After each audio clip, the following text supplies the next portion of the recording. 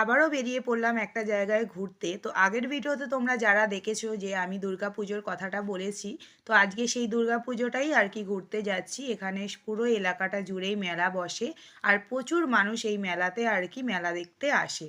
তো আমরা যেহেতু অক্টোবর মাসে দুর্গাপুজো আনন্দ করি, এইখানে একটা সুবিধা হলো এরা বছরে দুটো দুর্গাপুজো আনন্দ করে। তো পারলে কেউ তোমরা এখানে গিয়ে ভিজিট করতে পারো, তো খুবই সুন্দর হয়। শুধু শুধু এখানকার লোক নয়, শহর থেকেও অনেক লোক এই মেলাতে ভিড় করে। আর যে জিনিসপত্রের দাম হলো অবিশ্বাস্য। তো 500 টাকা নিয়ে আমি এই মেলাতে গেছিলাম। বিশ্বাস করবে না, আমি কেনাকাটা প্লাস খাওয়া দাওয়া করার পরেও আমার হাতে 200 টাকা বেশি আছে। মানে বুঝতেই পারছো কতটা অবিশ্বাস্য দাম এই মেলাতে। একদমই কম রেঞ্জের মধ্যে সব জিনিস বিক্রি হচ্ছিল।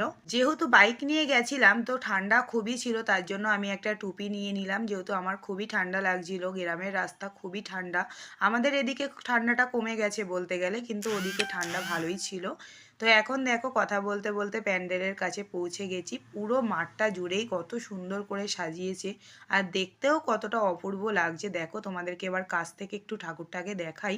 তো এই ঠাকুরের প্রায় 18খানা হাত, মানে অবিশ্বাস্য ঘটনা যাকে বলে। এই এলাকায় এই মানুষ এই পুজোটাকে খুবই এনজয় করে বলতে গেলে। যেমনি ষষ্ঠী, সপ্তমী, অষ্টমী আমরা যেরম পালন করি, এই পুজোটা এখান থেকে শুরু হয় অষ্টমীর দিন থেকে।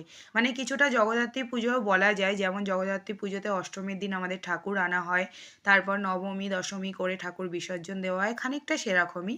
তো এই এলাকার যে পুরনো মন্দিরটা আছে সেটাও তোমাদেরকে একটু দেখিয়ে দিই। তো এই যে সেই পুরনো মন্দির, কত সুন্দর করে দেখো সাজিয়েছে, এখানে দেখতেও ভালো লাগছে। তো এর পাশেই আর কি মেলাটা হয়েছে। তো চলো তোমাদেরকে একটু মেলাতেও দেখাই যে এখানে কি কি জিনিস বিক্রি হচ্ছে। তো আমার খুবই ভালো লেগেছে, যেহেতু জিনিসের দামটা খুবই কম ছিল। সাধারণত মেলাতে 1000 টাকা কোনো কিছুই ম্যাটার করে না, যদি তুমি মেলায় 1000 টাকা নিয়ে যাও তোমার ওটাই খরচা হয়ে যায়। তো এখানে দেখো রং বেরঙের বাচ্চাদের খেলনা রয়েছে। তাছাড়াও অনেক রকমের জিনিসপত্র, যেমন ধরো বাচ্চাদের খেলনা, বড়দের কানের, তারপর শিবলিঙ্গ বিক্রি হচ্ছিল। আমার যেহেতু শিবের মূর্তি আমার ঘরে নেই, তার জন্য আমি এখান থেকে শুধু শিবলিঙ্গই নিয়েছিলাম।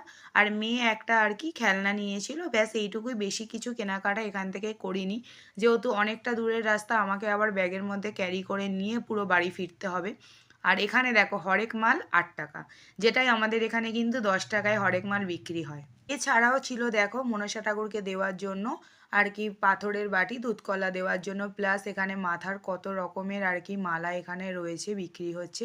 আর দেখো সাদা কালার হাঁস, মনে হচ্ছে যেন আসলেই বসে আছে, প্লাস পাথর বাটি, অনেক রকমের জিনিসপত্র এখানে ব্যবহার হচ্ছিল। আর এই রোলটার দাম মাত্র 25 টাকা। তো খুবই সুন্দর লাগলো। ভিডিওটা কেমন লাগলো